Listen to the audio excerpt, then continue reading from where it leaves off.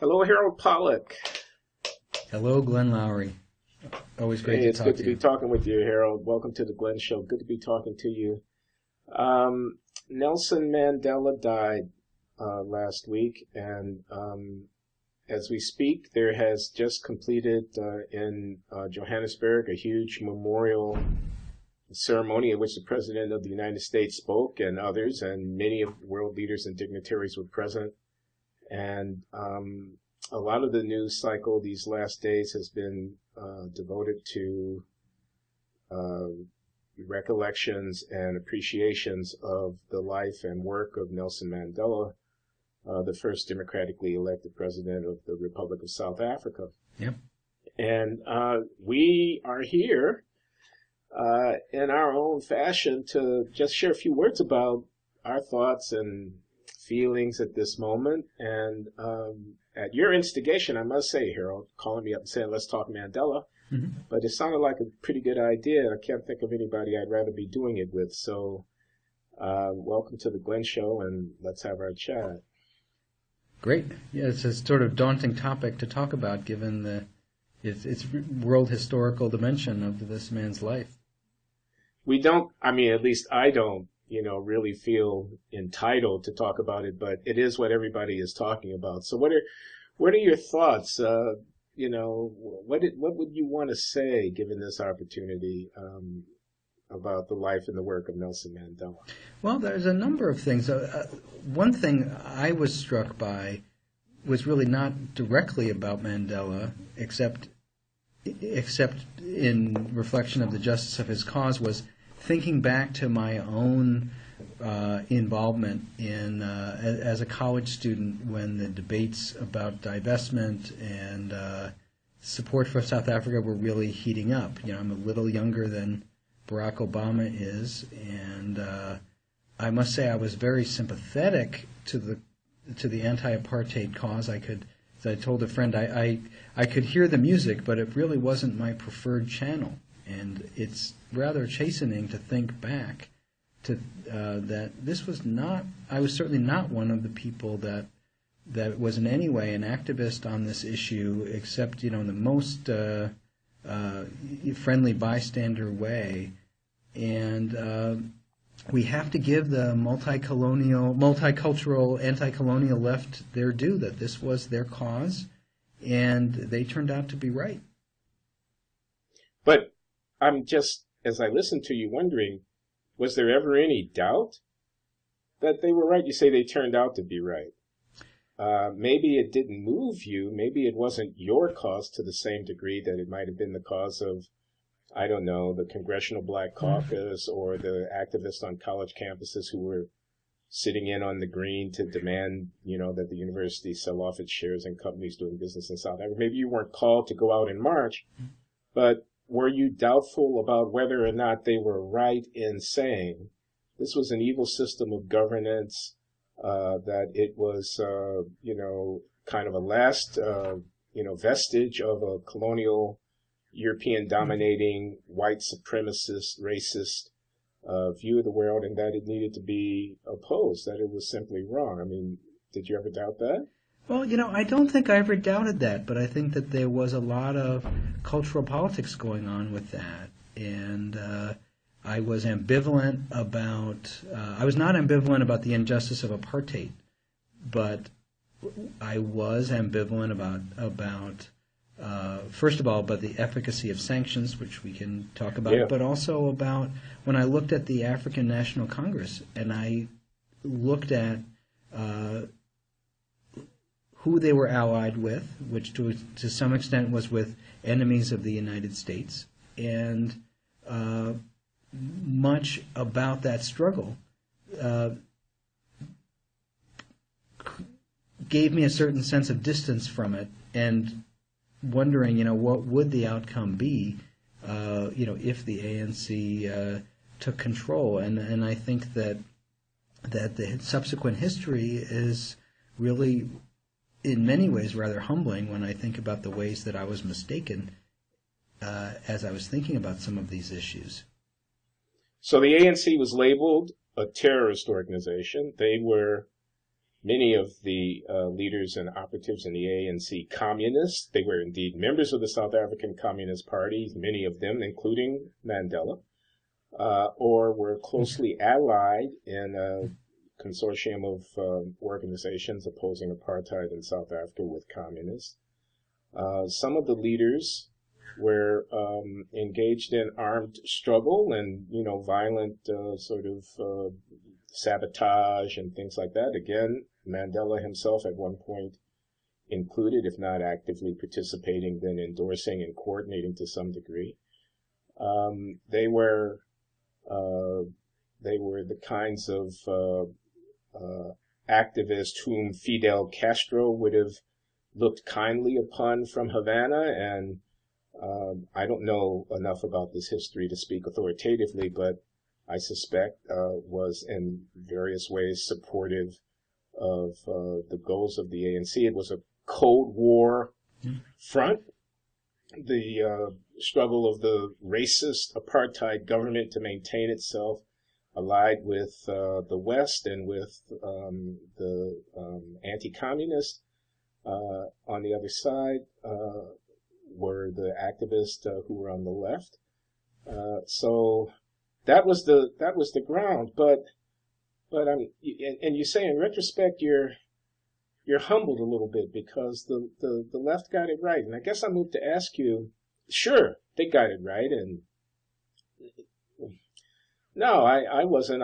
You knew me back in those years. I wasn't one of those guys who was out on the barricades. And I also had my doubt. We should talk about sanctions. I also had my doubt at the time about the arguments that were made on behalf of sanctions and so on. Easy now in retrospect, given what has happened, to line up behind sanctions. But at the time, I often thought the advocates were, they weren't making arguments. They were posturing, and they were demanding, political correct obedience to a party line. But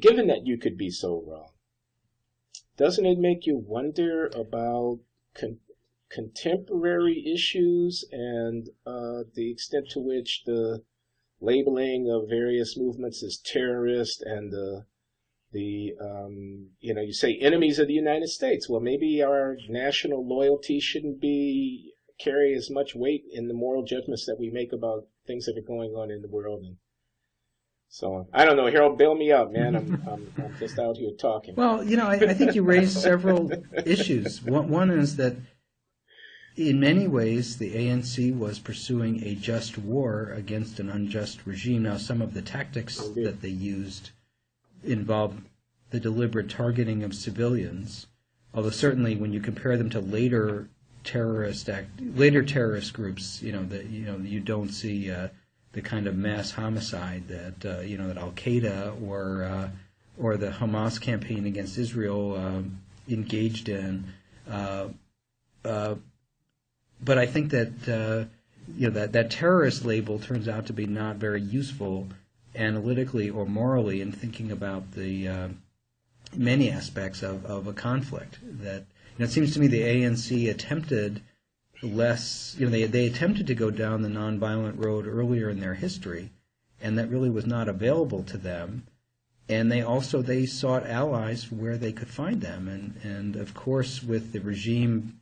With the regime in a position of power and receiving help from the West, it's not that surprising that Mandela and his colleagues would have sought support from where they could find it, and that was the Eastern Bloc and the non-aligned movement. And come on, apartheid was a pretty violent system. Yeah. Okay, the South African state didn't hesitate to gun down people by the score. Absolutely. They jailed thousands. Their goons and police were dragooning, disappearing, torturing. Absolutely. So the idea that a resistance to that would engage in violence, I don't know where, quote, nonviolence, close quote, comes off being the touchstone or the measure of legitimacy, or whether or not one should be the least bit reluctant to support historically right resistance, even if it should involve some violence against, a deeply entrenched structure of domination and control. So I mean, I don't understand why we would valorize nonviolence per se. I mean, the level of the violence that the ANC engaged in, such as I understand it, relative to the level of the violence that the South African state was prepared to employ routinely, strikes me as not at all disproportionate. Yeah. And the extent to which the movement there that brought about the change was mainly driven by violence, I think, was pretty minimal. I think it was mainly driven by a kind of, embrace of democratic ideals and kind of liberal philosophic principles of non-discrimination and anti-racism that was able to attract support from many whites and many people who would have been relatively moderate politically. Yeah, it is amazing listening to Mandela's speech that he gave at his trial, at which he was sentenced to life in prison, where he basically lays out the regime is afraid of one man, one vote, and I do think that Mandela exercised tremendous moral leadership in the cause of restraint at several points, certainly after his release from prison,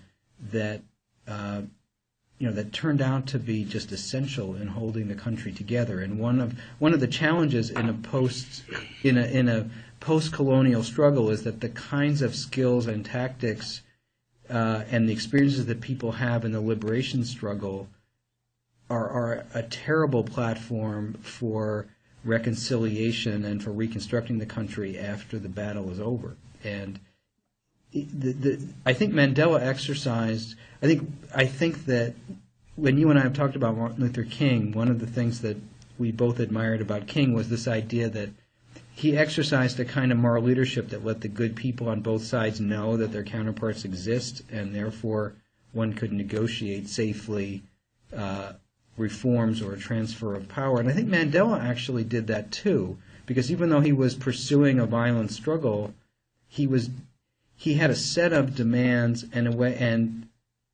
a way of presenting himself, and just in every way conveyed, we have these very serious grievances and we're going to fight to achieve them, but we are not out to exact revenge and to destroy the supporters of the apartheid regime after we win power.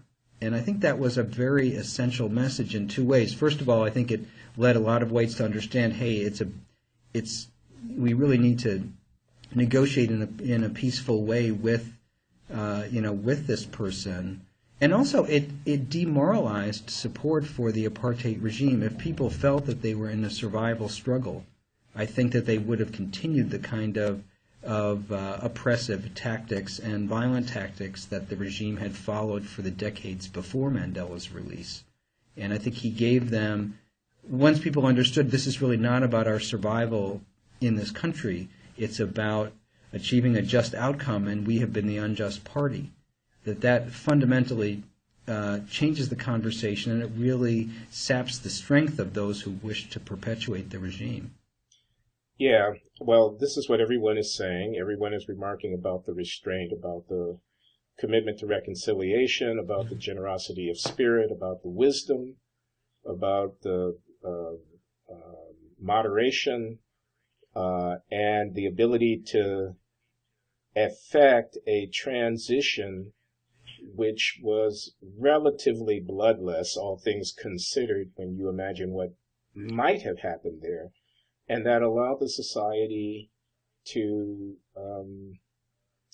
carry forward. I mean, not a huge flight of capital and persons, although I suppose there has been some of that. Not a, destruction of infrastructure, not a slaughter, not a revenge taking, not a, tit for tat, but something that, much more humane than that. So that's all worth noting. But I want to come back to this thing about unsavory characters and the being on the right side of history, because it just feels to me like there are lessons to be learned there. The negative things that one might have pointed to in the 1980s about the African National Congress pale, it seems to me, in comparison to the virtue of the cause. And I'm just wondering if we're not too susceptible to being manipulated by the propaganda of the global hegemon, by the narrative, that the control over the narrative of what's going on. Because the narrative there that the anti-apartheid activists were spouting was the right narrative. It was just, this was not starry-eyed idealism to have said, this racist system is intolerable and must be opposed. That was not, some kind of left-wing, politically correct slogan. That was a correct objective reading of the moral facts on the ground. So to be relatively blinded to, what would be comparable to that? Where was the U.S. in Central America in the long political struggles of people seeking democracy and wanting to empower peasants and wanting to overturn right-wing militia-fueled domination by a small landowning class or whatever it is? The storyline about Central America was we've got to, stop, Iran-Contra. We got to stop the communists. We're still fighting the Cold War here. The Castros and Che Guevaras were bad guys. Aren't we still confronted with a number of situations around the world in which the easy response is to label those who are agitating for change as unacceptable leftists and to talk about how violent they are and how undemocratic they might be. I'm inviting you to that. Well, I guess I have a couple reactions. Yep. One is that we have to situate it in its time. And, I was, and I guess I still am, a kind of Cold War liberal. And in Europe, if you look at the stakes in Europe, they were pretty stark, and historically, if we look back on it, we maybe it's even more clear than it was at the time that the Soviet Union really was a very malignant presence in its behavior in Eastern Europe and in other places, and that it was proper for the United States to oppose it. That's the Soviet Union. What's that? I said, sure, opposing the Soviet Union, but the enemy of my enemy, this kind of, if the apartheid government in South Africa is the enemy of my enemy, then I'll kind of look the other way about... Well, I think that it was... and I think that many of the sort of socialist movements inspired by the Eastern Bloc, I think you have to separate the grievances that they had and the proposed solutions that some of the liberation movements presented. And the grievances were, I think it was easier to overlook the fundamental justice of the grievances that were presented when one viewed this through a Cold War lens and said, well, what kind of society are the opponents of these right-wing governments trying to set up? And but I can't say that I fully held those views at all, but I just think that was part of the tenor of the times. And I think one of the ironies of this was that because we did not support social reform, the people trying to bring these reforms about had to seek help from where they could find it, and that sometimes radicalized them and pushed them towards movements that were less friendly to the United States. And I think we tend to, we were basically the just party in Europe, and we sort of applied that. We tended to see ourselves as the just party in all these other conflicts where we sometimes were and sometimes were not. I think we're avoiding a big question here. Was not global capitalism in bed with the apartheid regime.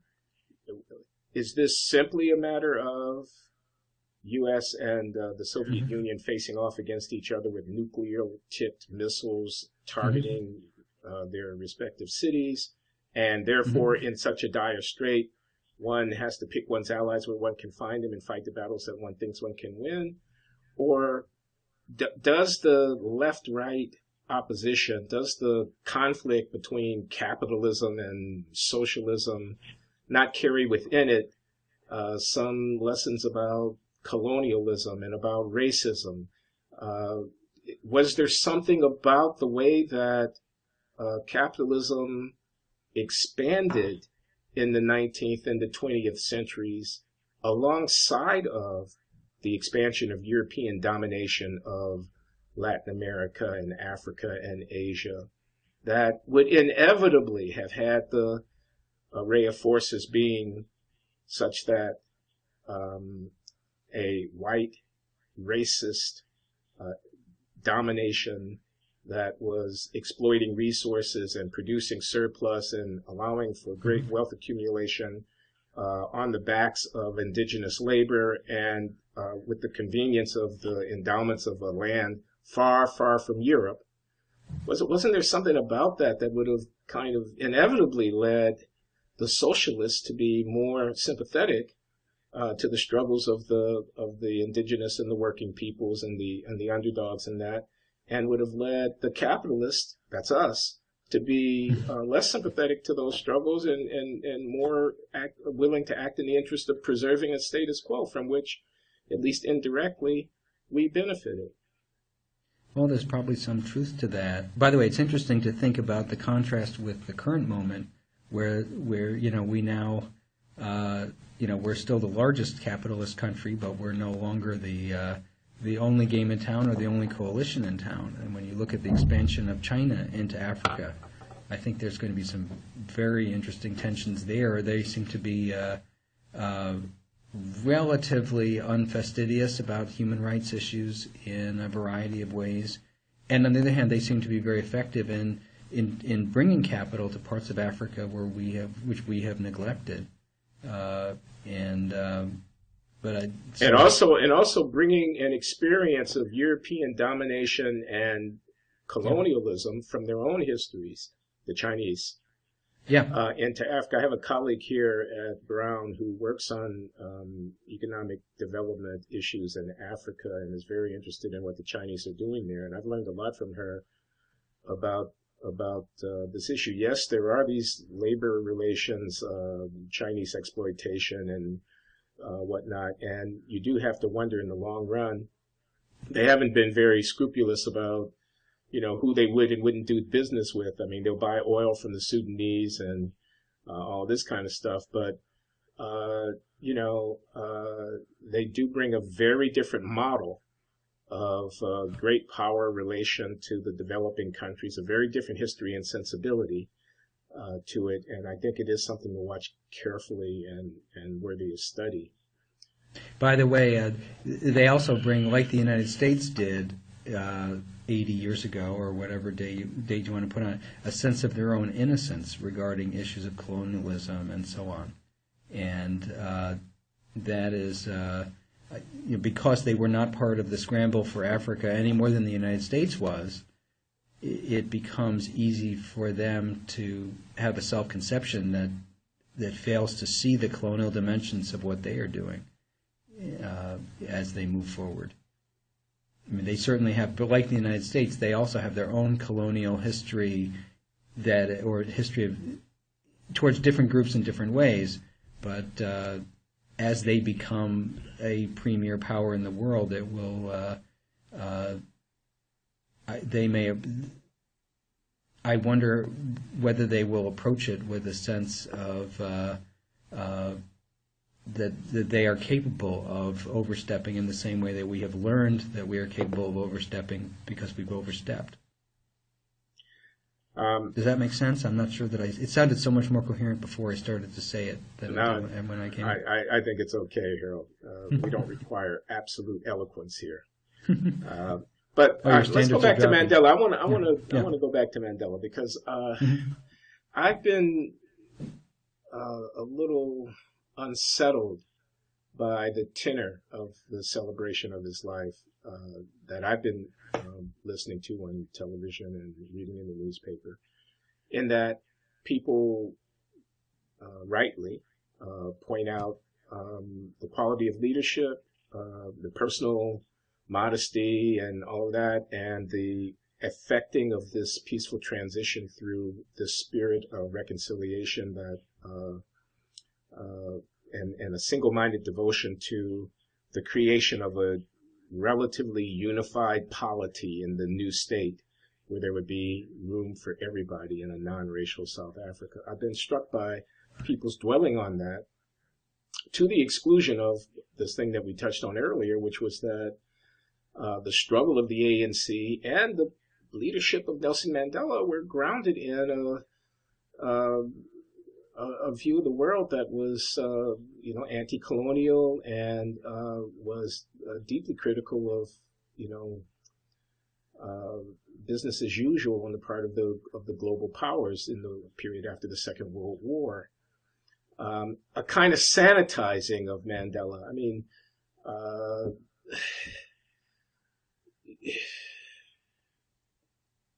a kind of reducing of Mandela to a manageable proportion that we could digest, okay? And not taking on board of the more radical implications of the truths that history has revealed about his life and his struggle. So one person, one vote, okay? We've got an extended territory. A nation comes through the decades and the generations into being on this territory. It's heterogeneous in terms of the population. There's a question of who shall the polity be? Who shall the citizenry be? On behalf of whom is the nation going forward? And this idea that you could separate people out based on their ethnicity or their race and organize the polity in such a way as to conveniently create a pure, that is a whites-only democracy, the Bantustan effort, to stand up these purportedly independent African nation states in these little pieces of land that were allocated so as not to have to reckon with one person, one vote, African citizenship within the thing. This is an idea that has far-reaching implications. I mean, if you think that Mandela was right about one person, one vote in South Africa, what do we say about Palestine? What do we say about the construction of a Jewish polity, about Zionism in Palestine? No, I'm not equating the one to the other. I'm trying to say, what would be the moral lesson drawn from that history about the principles that might be applied in a very different historical context, and about what persons who are interested in justice would necessarily have to affirm?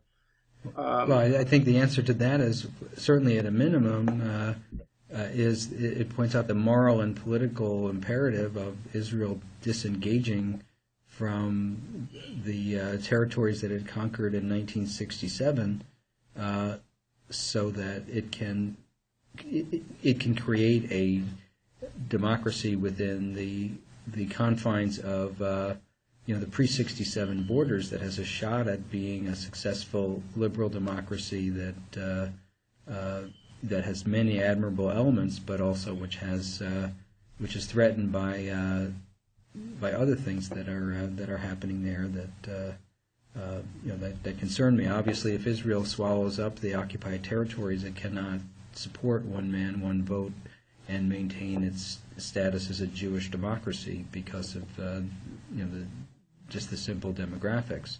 And I think that's obvious to everybody. And one doesn't actually need Nelson Mandela for that. That has really very little to do with Nelson Mandela. It's just a fact about occupying another people and trying to and maintaining the pretense of democracy if you try to swallow up their territory without allowing them an opportunity to participate in the polity. Well, of course, there is that point. You can't have the state of Israel, and the whole land of Palestine, a democracy, and a Jewish state all at the same time. The three can't possibly go together. Yeah. So something would have to give there, and the preferred avenue for liberal Zionists is to eschew the occupation, maintain the Jewishness of the state, and the democratic character of the state.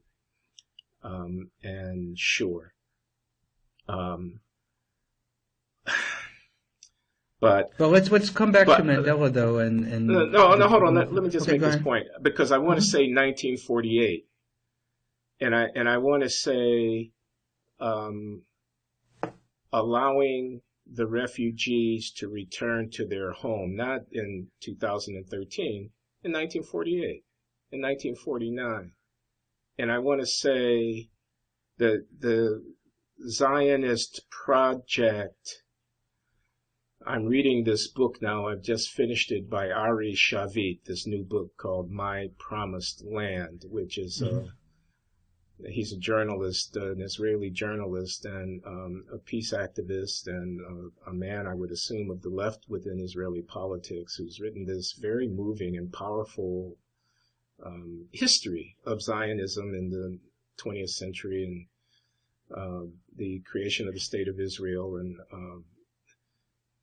the horrible experience of the Jewish people through the travails that culminated in the Holocaust, and the meaning of what was accomplished by the idealistic and determined Jewish settlers who, under Zionism, came into the land of Palestine and did what was required to create the State of Israel.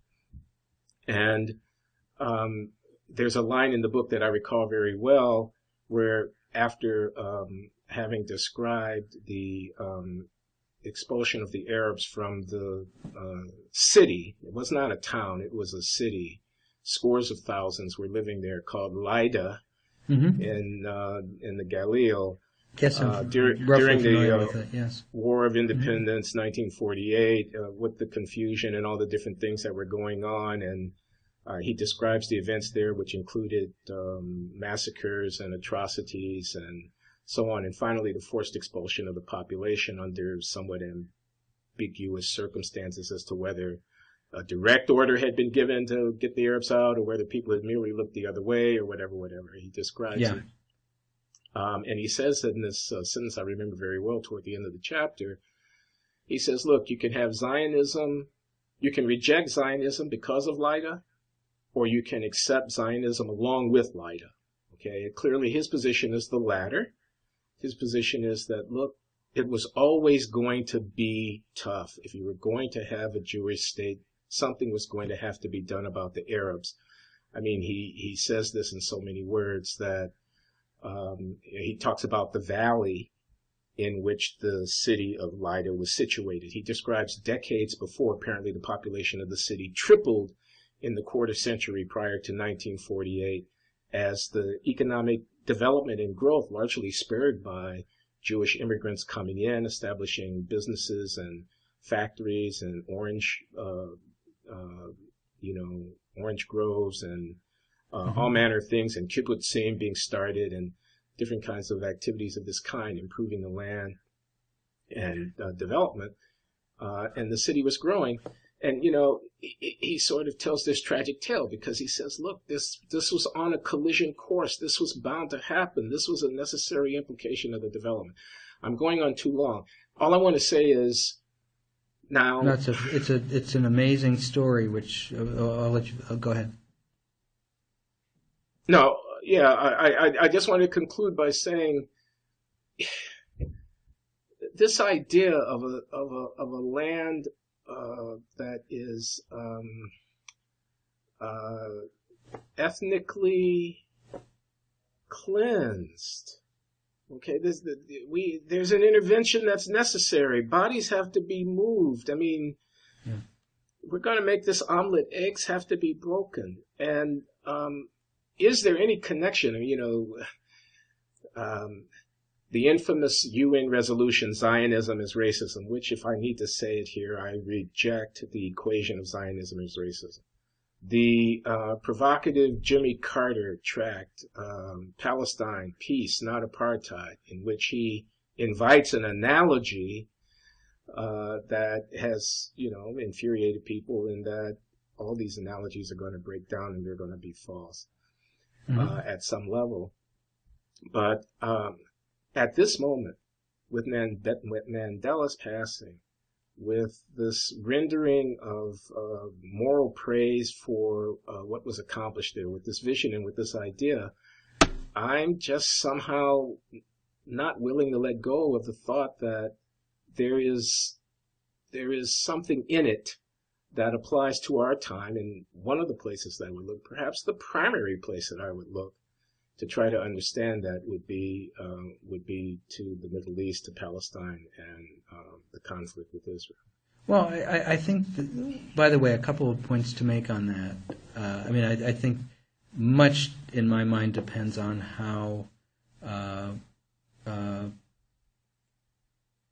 if Israel does not disgorge itself from the occupied territories, it's a very different conversation, and what that looks like. I would say that many states have been conceived or have been solidified in ways that entailed the forced movement of millions of people in a way that is now conveniently forgotten by all.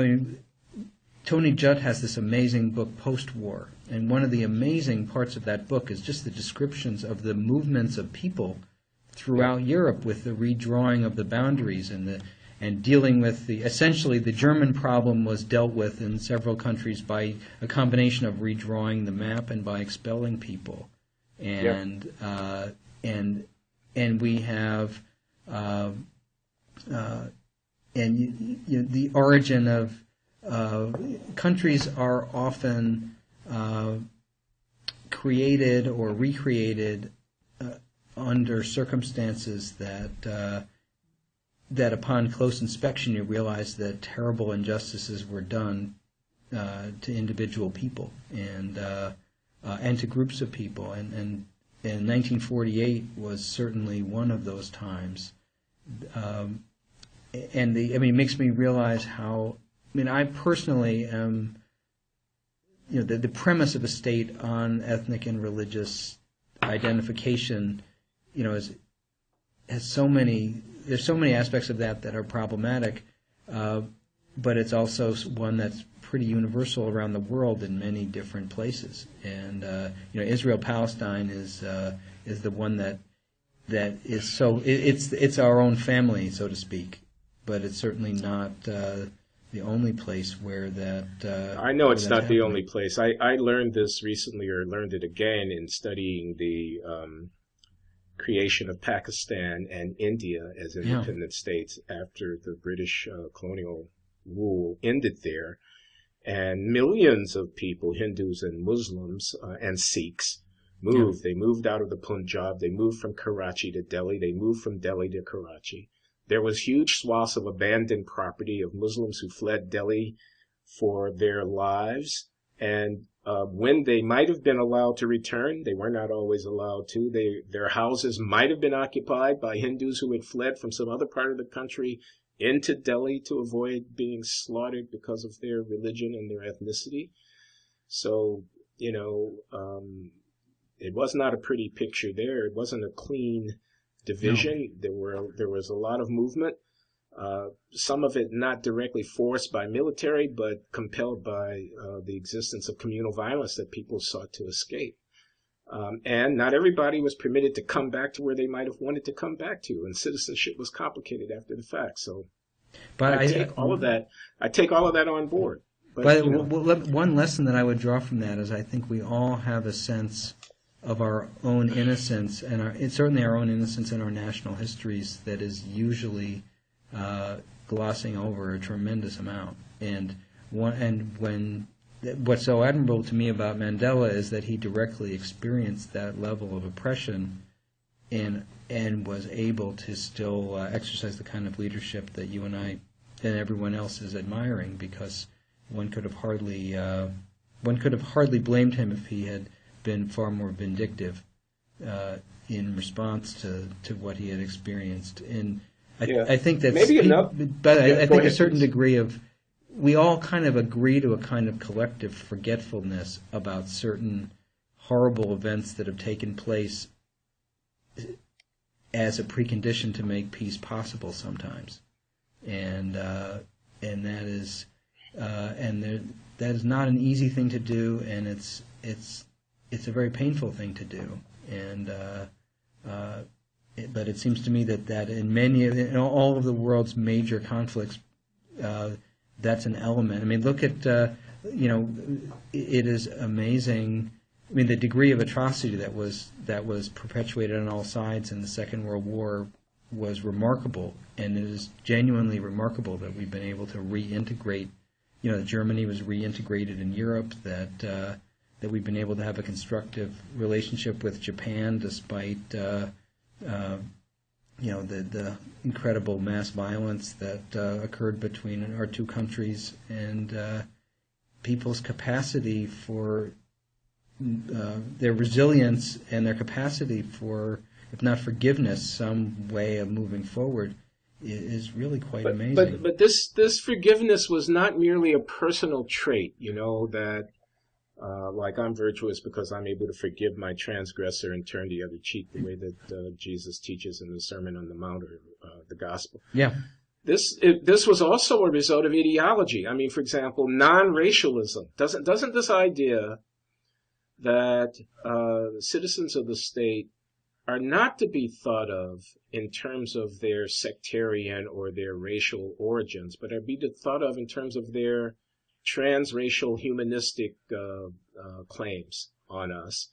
And even though there was black consciousness and a kind of Afrocentric dimension to the struggle in South Africa, the non-racial, the thing that allowed white and black to come together, and Indian and so on, and colored, so-called, in a unified front, and that in reaction against apartheid, fiercely affirmed the sort of moral imperative of non-racialism.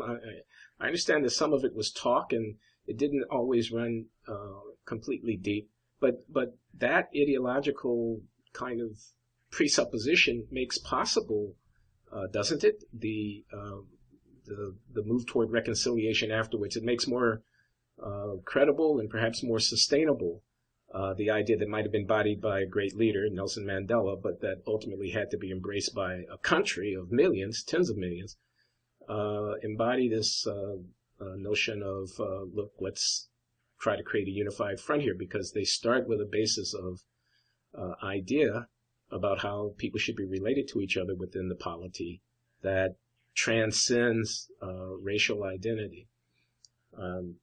Anyway, that's just a thought. Well, that may be a beautiful place to end it, that being oppressed on the basis of racial identity could lead you to respond in kind, or it could lead you to appreciate the fundamental evil in seeing racial identity as the politically organizing principle of the state. And we're very fortunate that Nelson Mandela embraced that second path. Yeah, lessons of Mandela's life and leadership. Thanks for talking with me, Harold. I'm not sure that we got it done. I don't know. Maybe we provoked some folks out there. I guess we'll hear from them. We'll see. Great. Okay, Harold. Take care. Bye.